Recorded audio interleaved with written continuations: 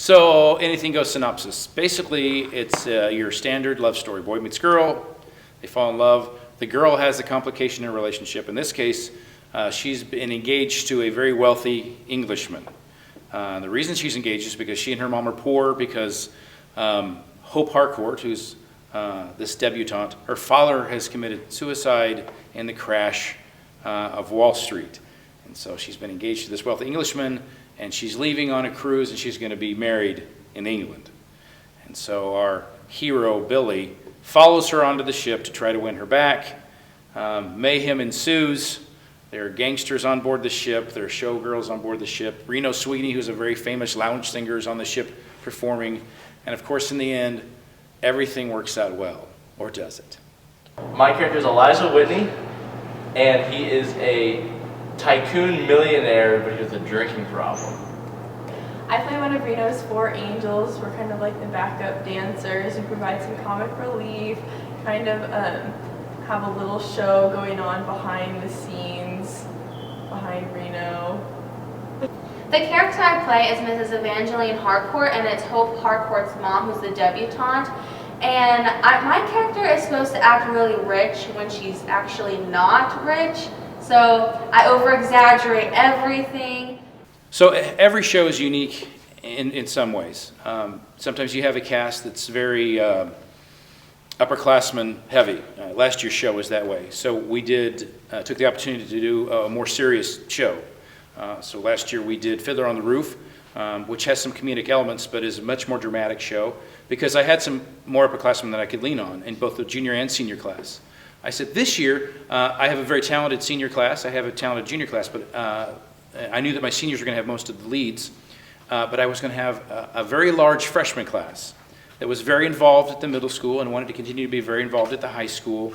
And I just knew if I did a lighter show, that's a little more fun, not so heavy as what we did last year, it would offer more opportunities for more kids to be involved. I also needed a show that had a larger chorus to involve those students. And while Fiddler on the Roof, we did have a large chorus, they were not involved very much, maybe 3 scenes that they were involved in.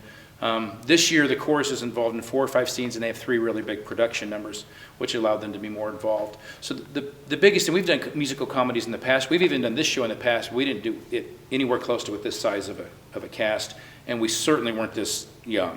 We're probably 50% freshman, sophomore, which that's not typical. So. Okay, well, I enjoy playing the comedic relief because, it's not much fun to be a serious character. I like people to laugh and not stare at me. I don't like being stared at. I really enjoy playing my character because she's so much different than how I am personally. She's very out there, not outgoing, but she's a little bit frisky and flamboyant, and that's not me. I'm very conservative, but it's fun to kind of get to play someone like that.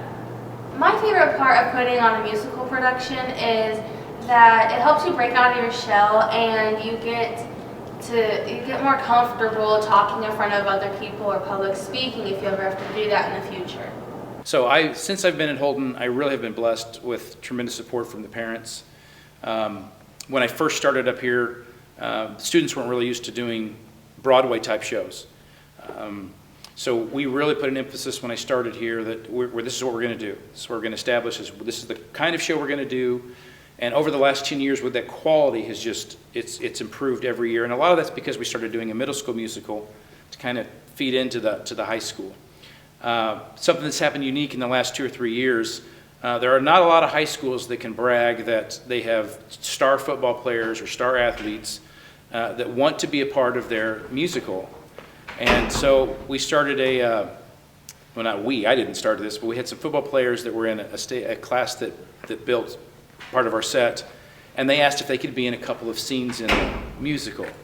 So I allowed that just to see how it would happen, and now that's kind of taken on a life of its own, where we have students that maybe are not 100% invested in the music program because they're not in choir, but they appreciate what we've done as a music program. They respect what we've done. They see the quality that we've done, and they want to be a part of that. And as a music director, I completely embrace that. I think everybody should have that opportunity to experience being on the stage and what it means to be part of something beyond being in athletics, and I did both. I played football and I played a little football in college, but there's nothing like being on the stage.